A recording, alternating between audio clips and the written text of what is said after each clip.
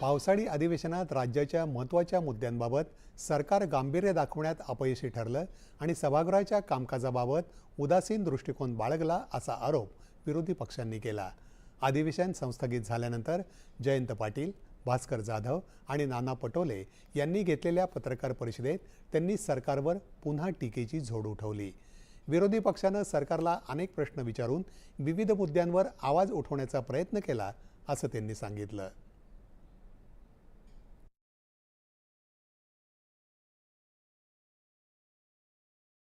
राज्य सरकारला यावेळी अनेक मुद्द्यांवर चर्चा करून सभागृहात आम्ही प्रश्नांची उत्तरं देण्यासाठी भाग पडलं।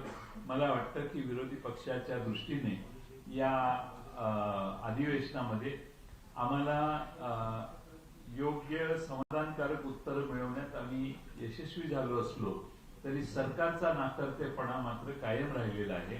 सरकारने अनेक ठिकाणी अनेक महत्त्वाच्या मुद्द्याला बगल दिलेली आहे, अनेक चर्चेतले उत्तर देण्याचं टाळलेलं आहे। सभागृहाचं कामकाज सुरळीत चालण्यासाठी विरोधी पक्षानं सरकारला सहकार्य केलं असलं तरी सरकारला केवळ पुरवणी मागण्या मंजूर करून घेण्यातच रस होता असं भास्कर जाधव यांनी सांगितलं। नाना पटोले यांनी सरकारनं शेतकऱ्यांकडे दुर्लक्ष केल्याचा आरोप केला। आपल्या 3 देशांच्या दौऱ्याच्या